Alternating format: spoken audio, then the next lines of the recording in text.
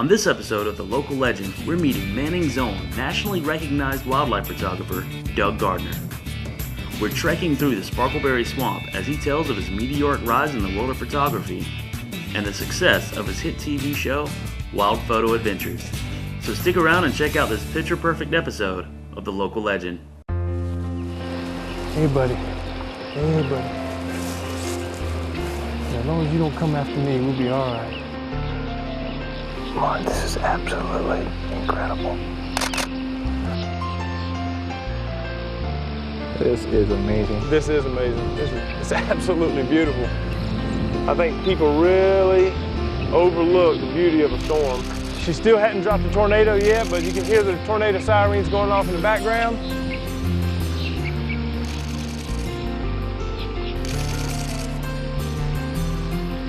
People really don't understand how magnificent an experience this really is. It's fall, that beautiful color, the love's in the air, we've got great photographic opportunities. One of the most exciting parts of my job is simply the experience of witnessing amazing wildlife and natural wonders that unfold in front of my lens each week. I'm Doug Gardner, and I'm a professional wildlife and nature photographer, as well as the host and producer of Wild Photo Adventures TV series. I tell you, if it wasn't for bad luck, I wouldn't have any luck at all. This is our second morning. We've only seen one moose. Talking about ugly light, we're gonna do what we can.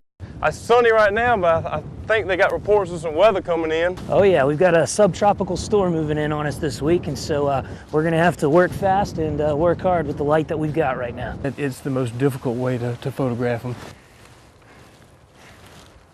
These bucks have run me ragged this afternoon. I did not realize how tight these blinds were going to be. The snow still hasn't come yet. All it's done is get colder and colder and colder and darker. Wildlife photography can be the most rewarding thing you'll ever do in your life. It can also be the most frustrating thing you'll do in your life.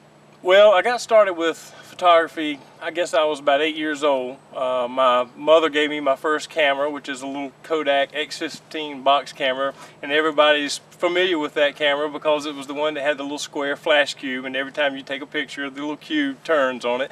And so she gave me that, and I started taking pictures of everything. Bubble gum on the sidewalk, the cat, the dog, you name it. And I didn't have money to buy film or process the pictures, so I would actually pick up Coke bottles for the 10-cent deposit, and that's how I bought my film and processing. Well, I continued the love for photography, and I came from a family of outdoorsmen and hunters, so my love for the outdoors and my love for photography started to kind of mesh together into the same thing. And I always tell people that I didn't choose photography, photography chose me. And really that's the truth of it. Throughout high school I continued my love for photography by being part of the annual staff and the newspaper. After graduating from Manning High School, I felt like I pretty much had the basics of photography down to the point that I really didn't need to get a degree in photography. I needed to get a degree in something that I could marry together with that. So I got a commercial graphics degree, and that allowed me to do a variety of things with my photography. Not only the photography itself, but allowed me to publish my own books, as well as use it in other forms of media like TV and stock photography. For a few years after graduating from college, I worked for the South Carolina Waterfowl Association as their chief photographer and their magazine editor. And something in the back of my mind was just telling me, this is kind of what you want to do, but not really. I really wanted to get out there and be a professional wildlife photographer and do that solely, just taking pictures of wildlife, not associating it with another business or magazine or anything like that. So I bit the bullet one day and decided I'm going to go out on my own and I'm going to do it. And it's been 10 or 15 years now, and I've never looked back. That's not to say it's been easy, but it's been a heck of a ride. We may have a good opportunity to get a good close-up on this guy. We'll have to shoot from the canoe. We can keep it fairly steady. Mark, this is absolutely incredible. Sneaking up on these moose by canoe is definitely the way to go. Every few minutes, the storm shapes change completely, and you get completely different shots. The colors change, the textures change. This is what it's all about. This is the reason I love to photograph waterfowl so much. That's not it. One coming down right there? That is a funnel. It's done it a few times. Well, over the years I've won lots of awards, and I've got over 20,000 internationally published images to date. So, you know, I've been in a lot of magazines and my work has really been out there, but the one job that really excited me the most was when I got a call from National Geographic. And they wanted me to go to 40 Acre Rock State Park here in South Carolina and do a whole spread on that. Everything that I could possibly find to photograph that would show somebody what 40 Acre Rock State Park is.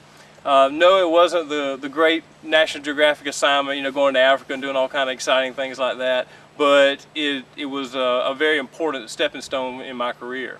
Now today, you know, I'm doing stuff like Southern Living, deer and deer hunting, Ducks Unlimited, you know, the list goes on and on. But nothing really stands out in my mind more than that first call with a major publication. Well, the biggest thing that being a part of an international publication like Nat Geo did for me was build my confidence. You know, confidence is everything. You know, finally let me know that, yes, I could do this. Because, you know, taking a big step like leaving your full-time job and going into something that most photographers fail at is very scary. And when you get a phone call from, you know, a publication like Nat Geo, it really boosts that level of confidence, lets you know, yes, you can do this. It's not going to be easy, and it never has been easy, but I'm not one that takes the easy road to begin with. You know, what I do is very difficult. Everybody says, oh, you got the greatest job in the world, and I'd have to respond to that by saying, yeah, I do have the greatest job in the world. However, it's not the easiest job in the world. It's the absolute worst conditions you can imagine to work in. It's 100+ degrees in the summer. It's -0 in the winter. It's bugs, mosquitoes, alligators, snakes, you name it. It's getting, you know, poked in the neck by sticks. It's just, you know, it's not a pleasant environment to work in. However, when you get set up on an animal and you get that one great shot, it makes it all worthwhile. Out of the hundreds of thousands of images that I've taken over the years, I would have to say that I wouldn't say the favorite shots, but the shots that actually mean the most to me would be one of two shots. One was I was in the Great Smoky Mountains photographing white-tailed deer, and I'd been in this area for 2 or 3 weeks and really had not seen many deer at all other than some small does, and I was really going after those really large, majestic white-tailed bucks. And I finally came across this one large 9-point, and at that point, it was the largest whitetail I'd ever seen. And he stayed in the shadows. It was the last 30 seconds of light in the afternoon. Beautiful golden light, long shadows coming across the field, and then bright shafts of that beautiful orange evening light. But he stayed in the shadows the whole time, and I kept looking off to the side, and I saw the sun starting to set, and I knew I'm not going to get this. He just needs to step out 2 or 3 more feet. Well, I took my hat off and flipped my hat a couple times, and that was just enough. I was taking a major risk there because I could have either spooked him and he left completely, I never would have had an opportunity, or he may get curious and come to me and step into the light, and he did just that. He stepped 2 or 3 steps, and he stepped into the most beautiful light you've ever seen in your life, and he stood there with this real intense look on his face for about 2 or 3 seconds, long enough for me to get about 6 or 7 shots off. And you know, it has been my signature print, the most sellable print that I've taken to date, and you know, that shot just, you know, meant a lot to me. And I actually named the print His Majesty because of the feelings that he gave me while I was sitting there. It was this intimate moment that I was spending with this animal, and it was just me and him eye to eye, and it was absolutely incredible. Another favorite shot of mine was actually taken right here in Sparkleberry Swamp a few years ago during early spring. That's when the wood ducks start to nest, and wood ducks will use old woodpecker holes to nest in. And I noticed this one particular nest where the hen was real active. She was back and forth quite a bit throughout the day. So I decided I'm going to set up and get an eye-level shot of the bird going in and out of the nest and all the activities that go along with nesting wood ducks. So I got a deer climbing stand, and I climbed a tree that was about 15 feet away from the tree that actually had the nest in it. And every morning I went to that nest an hour before sunrise and stayed in the stand all day long until sunset. I did this for 2 weeks straight, and the only shot that I got, the only time I had an opportunity to trip the shutter was when a flicker came in and started destroying all the eggs in the wood duck's nest. A wood duck will not defend her nest, and she will easily abandon the nest if she has a predator. So the only shot I got was this fantastic shot of a flicker going in and out of the nest, destroying the eggs, and the hen sitting right beside the edge of the hole with this distraught look on her face and distraught sounds coming from her as she watched her nest being destroyed. Photographically, you know, it wasn't a pretty picture. However, it was a picture that told a story of what happens in nature. And, you know, I've always said that that's the kind of thing that separates my photography from other people's. You know, everybody's trying to get the pretty shot, and I want that too. But I also want to tell a story and show the natural world the way it really is. And, you know, that shot, while not a pretty, but actually pretty morbid shot, it's actually sold quite well, because different publications that publish a lot of biology guides bought that shot because it proves that a wood duck will not defend her nest from a predator. She will back off and just watch it happen, whereas most animals will actually defend their young and defend their nest. So you know, it was important on kind of a different level to me. Well, I guess it was about 5 years ago that I started formulating the idea for the TV show. You know, sitting there watching TV one night, and I said, there's a TV show about everything you can possibly think of except for photography. So, you know, I've always liked teaching photography, being involved with it in any way, shape, or form. So I started thinking, you know, with the way the stock photo sales and the print sales are starting to spiral, you know, downward, out of control, I need to find that niche for me personally. So I thought, you know, TV show is the perfect avenue to not only show my work, but to teach and to drive photography sales. You know, and at that time I knew nothing about video, I knew nothing about the TV industry, so I had to learn all that. And, you know, the people that really helped me find out what I needed to know how to get this thing started was the folks at ETV there in Columbia. You know, our local PBS station, and they were very instrumental in helping me develop a crew, develop a storyline, you know, how big the series was going to be, how many episodes, the format. So, you know, I made a lot of mistakes, and, you know, that's understandable. But here we are 4 years later, starting season 4, and it's been a huge success. It's fall, we've got beautiful color, love's in the air, we've got great photographic opportunities. You know, the Southern Appalachian Mountains have so much to offer, and I encourage each and every one of you to get out and explore this magical place for yourself. We're going to start out up in the cypress swamp, work our way down through the grass prairies, through the mangrove tunnels, out to the Gulf of Mexico, to the outer islands. Well, typically a normal day is not typical at all. You know, our running joke is expect the unexpected, and anything that can go wrong will go wrong. And but, you know, for the most part we get it done, and it kind of goes down the way we expect it to. However, there's a lot of planning involved. You know, before we even get on location, I've got to decide where we're going to go and what we're going to shoot. You know, time is money when you're doing this, and before I didn't have to worry about whether I got a shot or not, because it wasn't costing me a lot of money to go out and take pictures. But now when you're dragging a crew around and you've got all this expense, you know, you got to choose locations that you can get a lot amount of subject matter in a short amount of time. So I'd have to do a lot of research, decide where we're going to go, and once I get in that location, generally we'll take a day and just do nothing but scouting. And that's finding beautiful locations to do B-roll shots, to do interviews, do openings and closings, that kind of thing. And then the next day we'll start out actually trying to get video footage of the animal and let me actually get photographs of the animal. At that point I can lay down tips about photography, equipment that I'm using, how I got set up, everything you need to know to get great shots of wildlife. The best time to shoot any kind of swamp or jungle is bright overcast days. Wide angle close-ups. Wide angle close-ups, yeah. Okay. So you take a wide angle lens and you can just get right in on the subject, but you're including a fairly large area. Keep in mind everything that you need to know about photography F-stop, shutter speed, lens selection. Shutter speed is your key thing here. I'm basically shooting Sunny 16, 1000 at 5.6.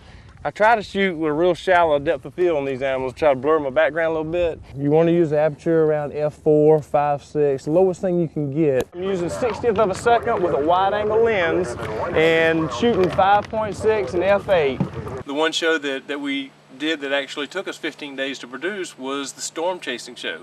You know, everybody calls it storm chasing, and they think that from other TV shows that they've seen that you go out in Tornado Alley and you're going to see tornadoes every day, or you're going to see multiple tornadoes every day. That's not at all what happens.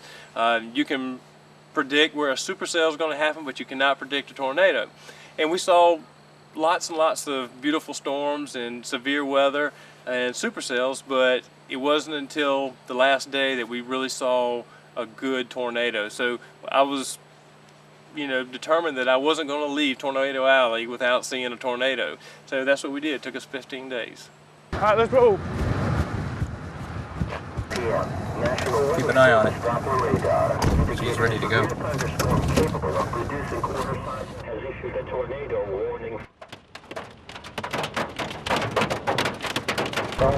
She's like right here.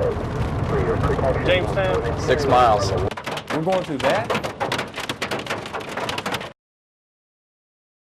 Storm chasing, you're in a different hotel every night.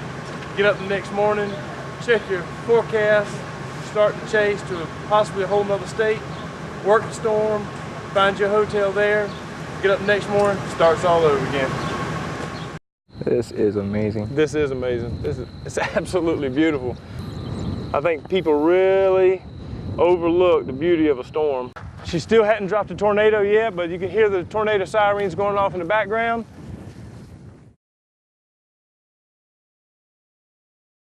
Really, I mean, it's beautiful. It's one of the most beautiful things I've ever seen, actually. On the other side of that, you know, we've shot a show actually in real time before, and that was when we were doing the Puffin show up in Maine, and we went out to Machias Seal Island. When I got out there to the island and got in this little blind, the lighthouse keeper informed me that I had about 30 or 45 minutes to be in the blind, and then I had to leave as to not cause any stress on the birds. So we actually had to shoot that show in pretty much real time. But one of the cool things that the show has allowed me to do is see the wonderful, you know, landscape of the U.S. and all kinds of great wildlife. And so I've gone to, you know, a lot of cool places. Florida Everglades. We waded through the entire Florida Everglades from the freshwater all the way out to the Gulf of Mexico. You know, we've been to Alaska. We've been to Wyoming, shooting moose and elk. And it's been a heck of a ride. You know, I get to see things that the average person never gets to enjoy, and that's one of the whole purposes to the show, is to share that with folks that either can't get out and enjoy this, or just don't have the opportunity to get out and enjoy this kind of thing. So it's really kind of a nature show and a photography all wrapped into one. But Alaska was the trip that really stands out in my mind the most. You know, we just got back from Alaska filming the first episode for season 4. And after being there, I quickly realized that I can't cover all that Alaska has to offer in one 30-minute show. It's just too many beautiful scenes, there's so much wildlife, there's so many opportunities, and the landscape is so much different than the rest of the United States that I'm going to have to go back and do 2 more shows back to back. So we're going to actually probably cover 3 episodes of Alaska in season 4. You know, but one of the things during the trip that stands out in my mind the most would have been when I was doing some filming from the airplane, actual video filming from the airplane in the snow-capped mountains. I had hired a bush plane pilot to take me up and fly me all through the peaks, the snow-covered peaks, and it was just unbelievably gorgeous is the best way to put it. When I opened the door to the plane to start filming, I could smell fresh snow, and it was the purest smell I've ever encountered in my life. You know, I've been to the Amazon where there's very little pollution and that has its own smell, but when I opened the door to that plane and started filming the snow caps, the smell of pure snow and no pollution was awe-inspiring. It was unbelievable. It was almost life-changing. when I started the TV show and I started trying to develop the format for it, I could have gone a lot of different directions with it. I could have gone with many different networks other than PBS, but I chose PBS and locally ETV as a platform for the show because I wanted it available to anybody. You know, it doesn't matter if you have satellite or cable or, you know, rabbit ears on top of your TV. Everybody can watch PBS and they can watch it free of charge. And so I wanted my show available to everybody, not just people with money, but people that still have a love for the outdoors and still want to learn how to take pictures but don't have a lot of money to spend on it. In addition to making it publicly available on PBS, you know, people can also go to our website and watch every episode for the past 3 seasons for free right there on our website. Well, over the years, you know, having been out in the outdoors day after day after day, you learn a lot of things. There are a lot of lessons to be learned, what to do, what not to do. And I'd have to say the number one thing in this industry is don't do it for the money, because you're certainly not going to get rich doing this. I'll never become a millionaire, but you know what? It's not about that. It's about enjoying what you do. And I love to go to work every day. This is my office. And I can't think of any better way to, you know, to spend my career than doing something that I love to do. Well, I guess it's been a natural progression being involved with the TV show, around video cameras. You know, I've actually fallen in love with the video side. So now I've got still pictures and video that I'm trying to weigh out, and I'm enjoying both. And I really see myself getting more and more involved in the video side of things. It opens a lot more doors. You know, instead of seeing one moment at a time that I capture with a still frame, now I'm seeing many moments that capture a whole series of behavior with the animals. That's opening a lot more doors for me as we start season 4 now. I'm excited about that, and I hope the show continues on for many seasons. But we all know, you know, TV shows are, you know, they have a shelf life, and eventually will come to an end one day. And but you know, I'm going to enjoy every minute of every show, and I'm going to enjoy teaching people, you know, how to get great photographs and where to do that with this show. This morning I'm using a 500mm lens with a 1.4 converter. You've got to have that power. You need to, so you can get nice tight shots of them. Because of the magnification I'm shooting at, I can get by with f8. We're going to use a graduated neutral density filter. And when I slide this down over the lens, it only affects the bright part of the sky. The main part of your shot is going to be these clouds and the storms, and the way the clouds kind of arch up above you, you can get some really dramatic shots with wide angle lenses. Well, I've been here since 1986, and you know, over that 25 years, I could have moved away and, you know, gone a lot of other places with my specific type of career. As long as I have access to the U.S. Postal Service, I could do my job anywhere. But I moved here and went to high school in Clarendon County at Manning High School, and that's where I met my wife, Nancy. And now we have a wonderful family, and you know, Clarendon County offers so much anyway. You know, we've got the beautiful lake system, and I actually do quite a bit of my photography right here on the lake.